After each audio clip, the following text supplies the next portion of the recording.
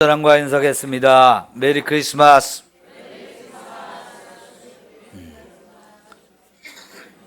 감사합니다. 오늘은 이렇게 성탄 감사 예배라서 주일학교 어린이들, 학생부까지 다 같이 함께 모여서 예배드리게 된 것 너무 감사합니다.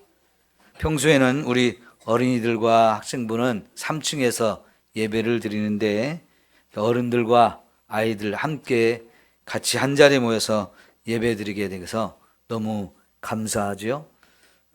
이제 앉을 자리가 좀 부족해지는 상황이 되었는데요. 내년에도 더욱 많이 부흥이 돼서 서서 예배드리는 사람, 보조 의자 놓고 예배드리는 사람이 더 많아지면 좋겠습니다. 네. 자, 오늘 말씀 우리가 볼 때 첫 번째 시작하는 부분에 그때 가이사 아구스도가 영을 내려 천하로 다 호적하라 하였으니 이 호적은 구레뇨가 수리아 총독이 되었을 때 처음 한 것이라 했고 모든 사람이 그래서 호적하라 각각 고향으로 돌아갔다. 요셉도 다윗의 집 족속이므로 갈릴리 나사렛 동네에서 유대를 향하여 베들레헴이라 하는 다윗의 동네로 그 약혼한 마리아와 함께 호적하러 올라갔다. 이렇게 말씀이 시작됩니다. 여러분, 예수님은 그냥 오신 분이 아닙니다. 예수님을 세상에 보내준다고 하나님이 오래전부터 약속하셨고 그때가 되었기에 이제 하나님이 그 아들 예수를 보내십니다. 그런데 어머니, 아버지가 될 사람은 아직 약혼만 했고 정식 결혼을 하지 않은 상태였습니다. 그러나 그들이 이제 약혼을 했기 때문에 그들은 부부와 비슷한 상황이었고요. 마침 그때에 로마 황제가 온 천하에 명령을 내려서 다 호적지에 가서 호적 신고를 하라고 했습니다. 지금도 전 세계적으로 인구조사를 많이 하거든요. 그 인구조사가 이때부터 시작된 거예요. 그러니까 로마라고 하는 나라가 워낙 큰 대제국이었고 수많은 나라를 다 정복해서 자기 나라 백성으로 삼았잖아요. 근데 그 모든 백성을 다스리기 위해서 일일이 지역에 있는 백성들 숫자를 다 헤아리기를 원했습니다. 그래야 그곳에 맞는 통치자들도 세울 수 있고 거기에 세금도 거둘 수 있고 거기에 맞는 정책을 실행할 수 있기 때문에 인구조사는 매우 중요한 일인데 로마 시대부터 이런 인구조사를 하게 했습니다. 근데 이 인구조사를 할 때 지금 사는 곳이 아닌 원래 본적지, 고향으로 가서 호적 신고를 하라고 해서 결국 예수님의 어머니와 아버지가 될 사람들이 저 갈릴리라고 하는 북쪽 지역에 나사렛에서 살고 있었지만 거기서 한참 남쪽으로 걸어 내려와서 베들레헴이라는 곳까지 가게 했습니다. 이미 그때는 이 마리아가 성령으로 잉태가 돼서 배가 불렀고 이제 해산할 때가 다 되었는데도 불구하고 황제의 명령이기 때문에 할 수 없이 이렇게 나사렛에서 베들레헴까지 많은 시간이 걸리는 그 길을 여행을 하게 되는 거지요. 이것은 전적으로 하나님께서 그렇게 하신 겁니다. 하나님께서 이미 오래전에 다윗의 지파에서 베들레헴에서 여자의 후손으로 예수님이 태어날 것을 예언해 주셨지 않습니까? 그래서 그 모든 것이 다 합력해서 그대로 성취되기 위해서 하나님은 로마 황제를 통해서 이런 명령을 하게 했던 거지요.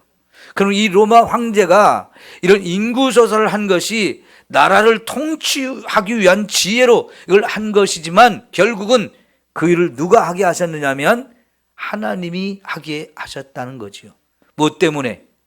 로마 황제는 자기 나라를 잘 다스리기 위한 목적으로 했지만 결국은 하나님께서는 나사렛에서 살고 있던 이 마리아와 요셉이 베들레헴까지 가서 하나님이 정하신 그 장소에 가서 거기서 아들을 낳게 하시려고 이렇게 온 세상을 주관하고 움직인 것을 볼 수 있습니다. 왜 이 예수님이 이렇게 중요합니까? 세상 최고의 황제인 로마 황제를 움직이고 각 지역의 모든 로마의 관리들을 움직이고 모든 백성들을 움직이게 해서 결국은 예수님이 태어날 장소까지 그 어머니와 아버지를 인도해서 거기에 가서 아들을 낳게 하시는데, 이 태어나시는 예수님이 그렇게 중요하기 때문인 거죠. 그분이 바로 온 세상의 구원자가 되시기 때문에 그렇습니다. 하나님이 보내신 예수, 이제 막 사람의 아들로 아주 어린아이로 태어났지만 그가 자라서 온 인류를 구원할 그런 메시아이기 때문에 하나님이 온 세상을 다 주관하시면서 움직이면서 결국은 예수님을 베들레헴에서 태어나게 하신 거지요.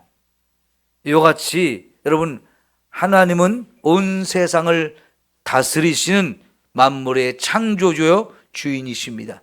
근데 그 하나님이 가장 존귀하고 아름답게 지었던 우리 인간들이 하나님을 거역하고 죄를 짓게 되므로 결국은 죽음의 길, 멸망의 길로 갈 수밖에 없는 상황에 처했을 때 하나님께서는요, 이런 인간을 구원하기 위한 계획을 세우셨죠. 그렇게 해서 창세기 3장 15절에 하나님은 여자의 후손을 우리에게 보내주실 것을 약속하셨는데, 그 여자의 후손으로 예수님이 태어나게 하기 위해서 마리아를 또 선택하셨습니다. 그리고 그 마리아가 아직 결혼을 안 하고 약혼만 한 상태인 이 요셉이라는 사람이 있었지만, 두 사람의 육체적인 관계를 통해서 아들을 낳는 게 아니고 아직은 두 사람이 그런 시간을 갖지 않은 이 처녀인 마리아의 몸에 성령께서 임신을 할 수 있는 은혜를 주심으로 해서 그렇게 예수님이 처녀인 마리아에게 잉태되어서 그를 통해서 낳을 때 그분은 남자와는 상관없는 여자 혼자만이 낳게 된 여자의 후손이 되어지는 거지요. 이렇게 하나님이 계획하신 모든 일들은 정확한 때, 정확한 장소에서 하나님의 방법으로 이렇게 확실하게 성취되는 것을 볼 수 있습니다. 하나님께서 인간에게 많은 약속들을 주시지만 그 중에서도 우리 인류를 구원하기 위한 이 계획과 약속은 너무너무 중요했습니다. 그래서 한치의 오차도 없이 정확한 때, 정확한 자리에서 이렇게 하나님의 뜻이 이루어지게 되어서 결국은 하나님의 아들이신 예수님이 사람의 아들로 태어나신 것을 우리는 볼 수 있는 겁니다. 여러분, 하나님이 이렇게 우리 인류를 구원하기 위해서 어마어마한 일들을 하고 계신 것을 우리는 볼 수 있습니다. 두 번째, 이 누가복음을 통해서 소개되는 예수님은 온전한 인간이 되신 것을 보여주고 있습니다. 여러분, 여자가 임신하고 그래서 10달 동안 태중에서 아이를 잘 양육하고 나서 이제 해산 기한이 차면 또 해산을 하고, 그래서 어린아이가 태어나서 그 어린아이가 자라는 과정, 모든 인간이 거쳐야만 하는 과정이잖아요.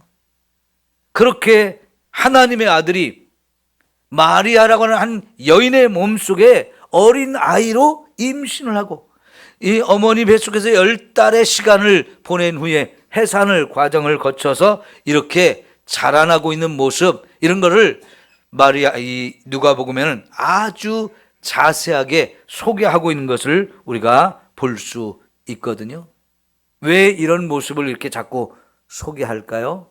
그것은 예수님이 우리와 똑같은 인간, 다시 말하면 예수님이 우리의 이 마리아의 몸속에 잉태하기 전에 그분은 하늘에 하나님으로 계시던 분이었는데 그 하나님이 사람의 아들로 태어나는 이 과정을 다 거치신 거지요. 그렇게 해서 예수님이 정상적이고 완전한 한 사람으로 이 땅에 태어나시고 어린아이로부터 성장하기까지의 모든 과정을 다 거친 것을 우리에게 보여줌으로 인해서 결국은 예수님이 우리와 똑같은 완전한 인간으로 오신 것을 우리는 알 수 있습니다. 왜 이렇게 예수님이 인간이 되셔야 했을까요? 인간이 되셔야만 인간이 어떤 존재인지를 정확하게 이해할 수 있기 때문이고, 그렇게 나와 똑같은 사람이 와서 전해주는 그 말을 들을 때 우리는 그 말을 신뢰할 수 있게 되어지는 거지요. 여러분, 왕자가 거지가 된다는 이야기가 있지요. 왕궁에 살던 왕자가 어느 날 거지의 집으로 가서 왕자의 신분을 내리고 거지의 아들로서 거지들과 함께 사는 것, 쉬운 일이 아니죠. 왕자는 아침에 일어나면 명령하는 것부터 시작하는 사람입니다.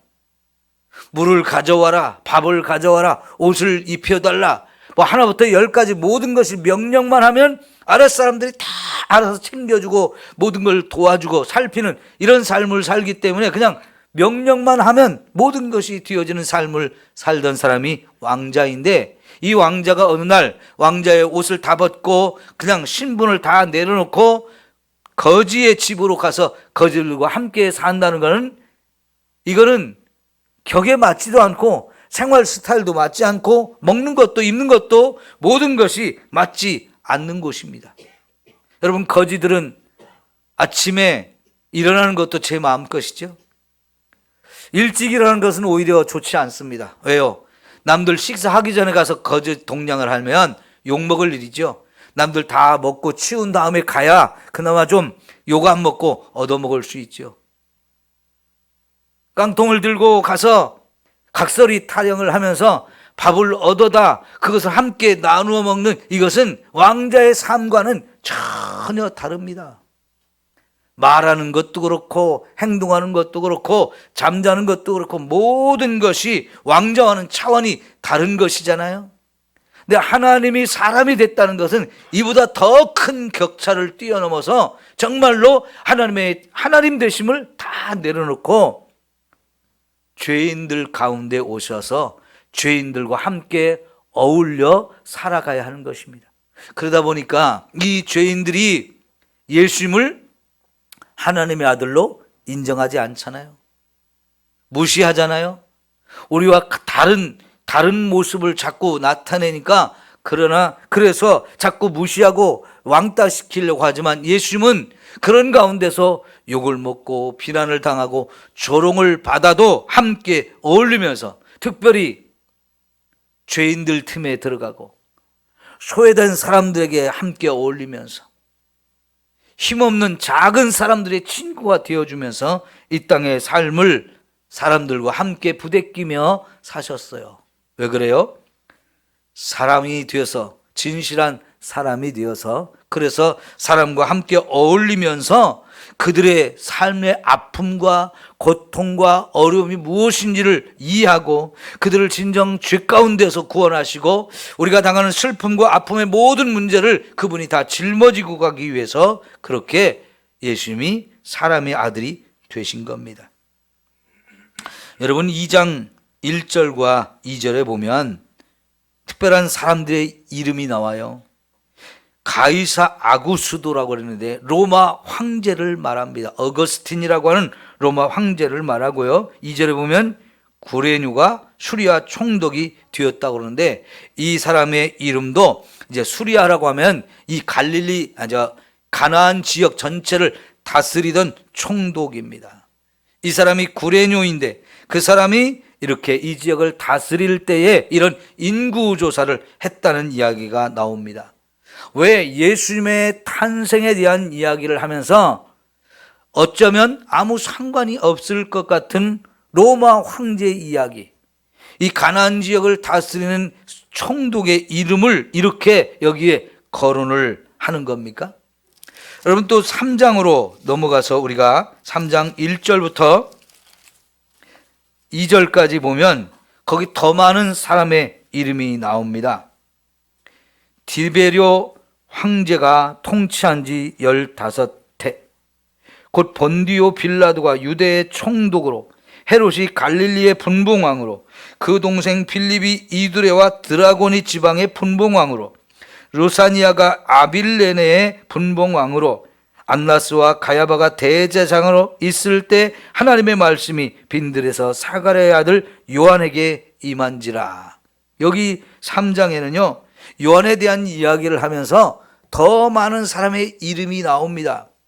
어쩌면 예수님과도 전혀 상관이 없는 것 같고 세례 요한과도 거의 상관이 없는 것 같은 이런 그 당시에 로마 황제를 비롯해서 여러 사람들의 이름이 나오지 않습니까? 각 지역을 다스리는 황제에 의해서 임명받은 분봉왕이나 총독들의 이름이 나오고, 이 절에는 안나스와 가야바라고 하는 유대 지역의 대제사장의 이름도 이렇게 다 소개합니다. 왜 그럴까요? 예수님이 역사적으로 실존 인물이라는 것을 정확하게 밝혀주기 위한 것입니다. 다시 말하면 성경의 이런 이야기, 특별히 예수님의 이야기가 미신도 아니고 신화가 아니라는 거예요.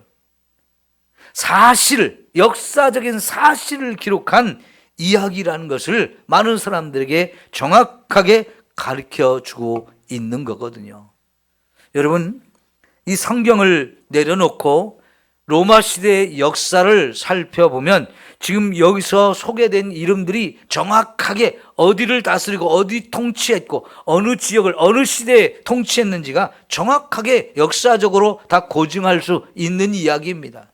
그러니까 여기 기록된 이야기가 역사적으로 전혀 틀림이 없는 정확한 사실이라는 것을 우리가 볼 수 있고요. 이러한 시대에 이렇게 정확한 지명에 정확한 시기에 하나님이 그 아들을 이 땅에 사람의 아들로 보내주셨다는 거죠. 그러니까 예수님이 하나님이시지만 완벽한 사람으로 이 땅에 오셔서 우리와 함께 살면서 우리의 구원자가 되신다 하는 것을 볼 수가 있는 거지요. 2장 41절 이하에 보면 예수님이 12살 되셨을 때 이야기가 나옵니다. 누가복음에만 나오는 이 이야기인데요. 예수님이 어린 시절 어떻게 보냈을까가 상당히 궁금해지는데 이 12살 때 이야기를 기록하고 있는데 6월절이라는 유대인의 명절을 맞아서 예수님이 그 가족과 함께 예루살렘의 명절을 지키러 갔지요. 그 명절의 모든 것이 다 끝나고 나서 이제 가족들이 다 집으로 내려가는데 예수님은 예루살렘에 홀로 남아서 당시 예루살렘 성전에 있는 제사장과 랍비들과 함께 앉아서 말씀을 토론하는 이런 시간을 보내면서 사흘을 보내게 돼요. 그런데 예수님의 어머니와 아버지는 그 사실을 모르고 예수님이 자기들 따라오는 줄 알고 사흘 길을 갔었죠. 그러다가 사흘 되던 날 예수님이 없는 걸 알고는 더듬어서 예루살렘까지 다시 와보니까 예수님이 거기 예루살렘에서 랍비들과 함께 성경을 토론하고 있었단다. 이게 12살 때 일이라는 거예요. 여러분, 이건 어떤 배경이 있냐면 유대인들은 태어나면서부터 창세기 1장부터 말씀을 암송시킵니다. 어린 아이들에게 말을 배우기 시작하면 그때부터 성경 한 구절을 가지고 계속 외울 때까지 반복해서 들려주고 말하게 하고 들려주고 말하게 하고 이렇게 해서 1절을 외우고 나면 2절을 외우게 하고 3절을 외우게 하고 이렇게 하면서 12살, 13살 때까지가 되면 창세기부터 그렇게 외우기 시작한 말씀이 신명기까지 성경 5권을 다 외우게 만듭니다. 엄청난 일이죠. 결코 쉬운 일이 아닙니다. 어쩌면 많은 사람들이 포기할 수 있는 일이지만 유대인들은요, 이것이 하나의 전통이 되고 문화가 되어서 모든 집의 부모들은 유대인의 아이들을 철저하게 이렇게 말씀으로 암송시키는 일을 하게 되는데 예수님도 그런 과정을 거쳤다는 것을 이 말씀 속에서 우리가 확인해 볼 수 있는 거예요. 그래서 12살, 13살이 되어서 말씀을 다 암송하고 나면 비로소 성인식을 합니다. 우리가 볼 때는 12살, 13살짜리가 무슨 성인이냐고 하지만은 유대인들은요, 말씀을 다 외우고 나면 이제 너는 충분히 성인이다. 그러면서 성인식을 하게 되고 그래서 이제부터는 성인으로 살게 하는데 그때부터는 그동안 외운 말씀이 무슨 뜻인지를 자꾸 배우게 하는 거예요. 그동안은 외우는 데 집중을 했어요. 근데 그 외웠던 말씀을 하나씩 하나씩 머리에 떠올리면서 자꾸 읊조리면서 묵상하는 거예요. 그러다 보면 말씀을 깨닫게 되어지고요. 또 궁금해지는 것도 자꾸 많아져요. 도대체 이게 무슨 말씀입니까? 깨닫지 못하는 것도 많잖아요. 그러면 이제 학교에 갔을 때 선생님들에게 자꾸 질문을 하는 거예요. 선생님, 이 말씀은 제가 아무리 묵상해도 모르겠습니다. 선생님은 이 말씀을 어떻게 깨달으셨는지요? 이렇게 질문을 하게 되고, 그러면 선생님이 대답을 합니다. 그럼 다른 친구들도 자기들이 각자가 깨달은 걸 서로 이야기를 하면, 여기 모여있는 사람이 각자가 깨달은 이야기를 하게 되면 똑같은 깨달음도 있지만 또 다른 깨달음도 자꾸 많아지거든요. 그러면 그 한 구절을 놓고 깨달은 사람이 10사람이면 10가지 뜻이 나오는 거예요. 그러니 그때부터 이제 하나님의 말씀이 무슨 뜻인가를 계속 연구하며 지내는데, 예수님이 그 일을 시작한 거지. 12살 때 이미 말씀을 다 외우고 이제부터는 말씀이 무슨 뜻인지를 알기 위해서 이 랍비, 예루살렘 성전에 참 만나기 어려운 대상들이거든요. 그분들을 앞에 서가지고 그분들과 대화를 주고받으면서 자신이 깨달은 거, 또 랍비들이 깨달은 거, 또 다른 사람이 깨달은 걸 서로 가지고 토론하는 이런 시간을 갖는데, 부모님들이 벌써 집으로 간 것도 잊어버리고 거기에 집중하는 은혜의 시간을 가졌던 것을 볼 수 있습니다. 이거는 유대인들이 대부분 이렇게 어린아이 시절을 보내고 있는 것을 보여줍니다. 이렇게 예수님은 진짜 한 아기로 태어났고, 그리고 이렇게 정상적인 유대인의 성장 과정을 거치면서 자라신 분이라는 것을 우리가 확실하게 이해할 수 있는데요.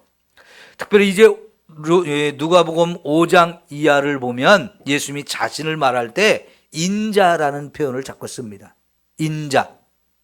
이거는 한문식의 표현이고요. 영어로 말하면 son of God 이렇게 표현합니다. 사람의 아들이라는 뜻이죠. 사람인 아들자, 사람의 아들. 예수님이 내가 사람의 아들이다, 인자가, 이렇게 자꾸 표현을 했는데요. 예수님 자신이 정말 사람의 아들이라는 것을 자꾸 이야기하는 건데, 사실 이 단어는 유대인들이 매우 익숙하게 잘 알고 있는 단어거든요. 인자라는 말이 다니엘서에서 정확하게 그 의미가 나오는데요. 다니엘서에서 나오는 이 인자라는 말은 하나님이 보내시는 메시아라는 뜻입니다. 그래서 유대인들은 이 말을 잘 알고 있어요. 그런데 예수님이 그 말을 자기 자신에게 적용해서 내가 인자다, 사람의 아들로 왔다, 이런 이야기를 자꾸 강조합니다. 그래서 예수님이 특별히 사람의 아들로 태어나서 우리를 죄 가운데서 구원하러 오신 분이라는 것을 이렇게 말씀해 주고 있는 것을 우리가 볼 수 있지요. 그런데 여러분, 예수님이 사람이 되셨을 때, 그때나 지금이나 이 세상은 어떻습니까? 온갖 죄악이 난무합니다. 이 땅에는 모든 사람들이 다 죄 가운데 살고 있어요. 오늘도 이 세상이 지금 이렇게 혼란스럽고 어렵고 힘든 상황이 된 이유가 뭘까요? 어떤 곳에서는 전쟁이 일어나서 수많은 사람을 죽입니다. 어떤 사람은 이렇게 풍요로운 세상 속에 살면서도 먹을 것이 없어서 굶주립니다. 이 나라도 현재 보면 서로 싸움과 갈등과 어려움이 많지요. 다 왜 이렇게 삽니까? 죄 때문입니다. 남의 땅도 뺏어서 내 땅으로 더 많이 넓게 만들겠다는 욕심으로 여러분 전쟁이 일어난 거잖아요. 통치자 한 명이 가진 그 욕심 때문에 그 땅의 백성들은 전쟁터로 자꾸 내몰립니다. 전쟁터에 가면 죽을 수밖에 없는데, 그래서 하루에도 수십 명씩, 수백 명씩, 수천 명씩 죽어가는 일이 벌어지는데, 계속해서 그 전쟁을 끝내지 않고 새로운 병사들을 뽑아서 자꾸 전쟁터로 보냅니다. 빨리 전쟁이 끝나기를 온 세상 사람들이 바라지만 이 욕심을 내려놓지 않은 사람들 때문에 그렇게 수많은 사람이 죽어가고 있는 거지. 지금 이 땅에 농사를 지은 것을 보면 정말 먹고 남아요. 우리나라도 힘들게 농사를 지어서 쌀을 거두면 쌀값이 자꾸 싸지요? 왜 이렇게 쌉니까? 많이 쌓아둬서 그래요. 먹고도 남기 때문에 그래요. 우리는 전쟁 상황을 대비하기 위해서 쌀도 비축을 해놨지만 이거요, 얼마든지 나누어 주면 이 땅에 굶주리고 배고픈 사람이 없는데, 우리나라뿐만 아니라 전 세계가 이 귀한 곡식들을 가진 사람만 자꾸 가지고 안 나누기 때문에 아직도 이 땅에는 먹지 못해서 굶주리는 사람들이 있어요. 왜 그렇습니까? 인간의 욕심입니다. 왜 이 나라가 지금 이렇게 갈등이 많습니까? 왜 이렇게 어렵고 힘든 상황이 많습니까? 권력에 대한 욕심 때문에 그래요. 우리 대통령 지낸 사람들 보면 편안한 사람이 거의 없어요. 대통령 현직에 있을 때부터 시작해서 대통령이 끝나고 난 이후에도 편안한 사람 거의 없습니다. 그래도 여전히 그 대통령 되겠다는 욕심을 가진 사람들, 그리고 거기에 빌붙어서 또 뭔가를 누려보려고 하는 이런 욕심을 가진 사람들이 너무나 많아서 우리가 사는 세상은 한순간도 편안하지 못해요. 그런 곳에 예수님이 오셨습니다. 왜요? 우리들의 마음속에는 죄를 깨닫게 하시고 그 죄를 내려놓으라고, 그 죄를 예수님이 용서해 주셔서 우리 인생을 바꾸어서 새로운 세상을 만들고 우리로 새로운 삶을 살게 하시려고 그렇게 하시는 거지요. 예수님이 이 땅에 오신 것으로만 우리가 기뻐할 것이 아니라 모든 사람의 마음이 활짝 열려서 예수님을 마음에 모시고 예수님이 주시는 그 사랑을 받고 그 사랑을 배워서 사랑을 실천하는 이 세상이 되기를 위해서 우리는 기도해야 합니다. 그리고 나부터 그런 사랑을 실천하는 삶을 살아야 할 줄 믿습니다. 그것이 예수님께서 인간이 되어서 오신 이유입니다.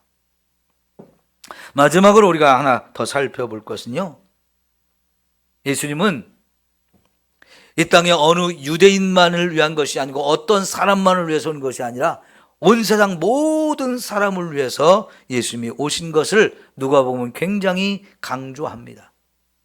그래서 누가복음 1장이 시작하는 부분에 보면 우리 중에 이루어진 사실에 대하여 처음부터 목격자와 말씀에 일꾼된 자들이 전하여 준 그대로 내력을 저술하려고 붓을 든 사람이 많은지라 그 모든 일을 근원부터 자세히 미루어 살핀 나도 데오빌로 각하에게 차례대로 써보내는 것이 옳은 줄 좋은 줄 알았노니 그랬어요. 이 편지를 누가는 누구에게 보내느냐? 데오빌로라고 하는 고위층의 사람에게 편지를 쓰는 겁니다.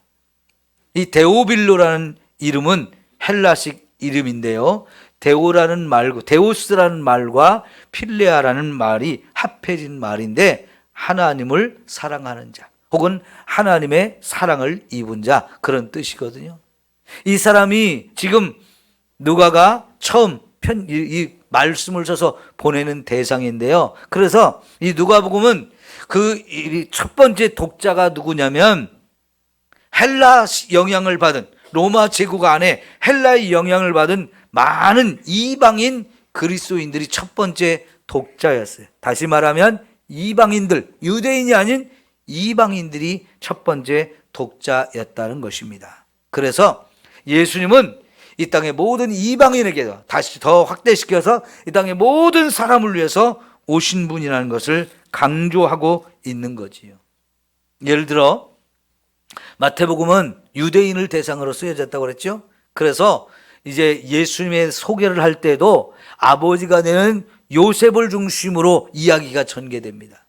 그런데 누가복음은 어머니인 마리아를 중심으로 이야기가 전개돼요. 이거는 유대 사회가 굉장히 강한 가부장적인 남성 중심의 사회이기 때문에 요셉 중심으로 이야기하지만, 이제는 누가는 온 세상 모든 사람들을 위해서 복음이 쓰여지기 때문에 여자 중심의 이야기가 상당히 많이 나오지요. 예수님의 삶 속에서도 많은 사건이 여자들이 주인공으로 등장하는 것을 볼 수도 있고요. 그래서 3장에 가면 예수님의 족보가 나오잖아요. 근데 예수님의 족보가 나오는데 마태복음은 아브라함부터 시작해서 남자의 후손으로 이 모든 족보가 예수님까지 이어지는데 누가복음의 족보는요 반대로 기록하고 있어요. 아주 독특합니다. 세상에 그런 족보는 없거든요. 근데 여기 누가복음 3장은 유일하게 밑에서부터 위로 올라가는 족보인데 어디까지 올라가느냐? 아브라함을 지나서 아담까지, 인류의 첫 번째 조상인 아담까지 그 족보가 쭉 연결되어 올라갑니다. 마리아의 집안에 마리아의 족보예요. 마리아를 중심으로 한 이 족보가 결국 예수님께서부터 시작해서 인류의 첫 번째 조상인 아담까지 거슬러 올라가는 족보를 기록함으로 인해서 예수님이 온 세상 모든 사람을 위해서 오신 분이라는 것을 우리에게 이렇게 소개해주고 있는 거지요. 그리고 누가복음에는요 어린아이들의 이야기도 많이 나오고요, 가난한 사람들의 이야기, 죄인들의 이야기, 또 사마리아 사람 이야기, 들에서 양을 치는 목자들도 주인공이 되고 이방인 백부장도 주인이 되는 이런 이야기들이 참 많이 나옵니다. 결국은 모든 계층의 사람들, 모든 신분을 초월하고 모든 민족을 초월해서 이 땅의 모든 사람들을 위해서 예수님이 오셨다는 것을 강조하고 있는 겁니다. 2장에서 예수님이 태어나서 할례를 받으러 예루살렘에 올라갔을 때 시므온이라는 선지자가 예수님을, 어린 아이인 예수님을 보면서 하나님의 계시를 받아 예언을 하는데요, 이방을 비추는 빛이 될 것이라고 얘기했어요. 예수님이 이렇게 온 세상 이방인에게까지 그 빛을 비춰주는 분이라는 것을 말씀하고 있는 거지요.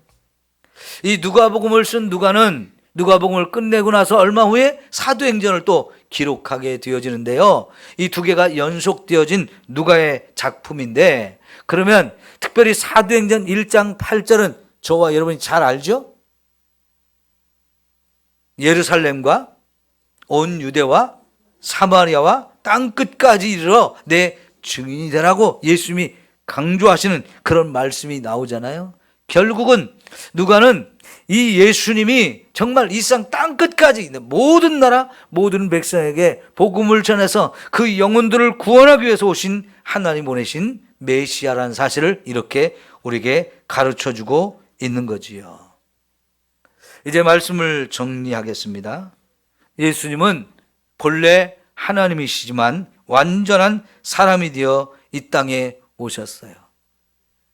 비록 유대 땅에서 태어났지만 유대인만을 위해서 오신 분이 아니라 온 세상 모든 나라 모든 백성을 구원하기 위해서 예수님이 오신 거지요. 왜냐하면 이 세상 모든 사람이 다 죄인이고 하나님의 구원을 받아야 할 대상이기 때문에 그렇습니다. 그 죄로 인해서 아까 말씀드린 대로 우리가 사는 이 세상은 전체 지구 곳곳에서 너무나 비극적이고 슬프고 아픈 죄악의 사건들이 너무나 많지요. 그런 세상에 예수님이 오셔서 이 죄인들을 구원하고 우리에게 영원한 천국의 생명을 가져다 주려고 예수님이 오셨습니다. 성탄절에 그림을 보든지 영상을 보든지 또 우리가 많이 보이는 게 촛불입니다. 지금 여기도 촛불을 켜놓고 우리가 예배를 드리죠. 왜 촛불이 등장을 많이 할까요? 이 초가 불을 밝히는 이것이 예수님의 삶을 보여주는 걸로 많이 우리가 비유적으로 생각할 수 있기 때문에 그래요. 초에 불을 붙이면 환하게 빛이 나는데요, 어두움을 밝히는 거죠. 그러는 동안에 초는 자신을 불태웁니다. 그래서 녹아져죠. 없어지죠. 그러면서 불이 붙어서 어둠을 몰아내는 이 원리가 바로 예수님이 보여주신 삶이고 예수님이 실천하는 사랑의 모습인 거죠. 하나님이 사람이 된다는 것, 자기를 비우지 않으면 안 되는 거잖아요. 자기를 낮추는 것으로 이것이 가능했던 것처럼, 그리고 이 땅에 살면서 죄인들과 함께 어울리면서 죄인들의 친구가 되어주면서 하나님 나라를 소개하고 그 하나님 나라의 그 참된 기쁨을 누리게 하려고 죄인의 병든 자를 고쳐주고 가난한 사람들에게 먹을 걸 주고 이 땅의 고통과 어려움 속에 사는 사람들의 문제들을 해결시켜주면서 최종적으로는 우리의 죄와 죽음의 문제까지 해결해 주셔서 하늘문을 활짝 열고 천국으로 우리를 인도하는 이 놀라운 삶을 예수님이 보여주셨습니다. 그 예수님을 통해서 참 사랑이 무엇인지를 우리는 이미 다 배우고 경험을 했고 그 사랑을 받은 사람이 되지 않았어요? 이제 우리도 그 예수님과 함께 나도 예수님처럼 살아야 되겠다, 이런 다짐을 하면서 저와 여러분이 사는 그 삶의 현장에서 우리 자신을 녹이고 우리 자신을 불태우면서 세상에 어두움을 몰아내고 빛을 비추는 저와 여러분이 되어지기를 소망합니다. 그럴 때 세상은 변할 수 있어요. 세상을 보면서 절망하고 슬퍼하고 마음을 아파하는 것으로 끝나면 안 되고요. 이런 힘들고 어려운 세상 속에 저와 여러분이 빛이 되고 소금이 되는 이런 은혜의 삶을 살아갈 수 있기를 축원합니다. 기도합니다.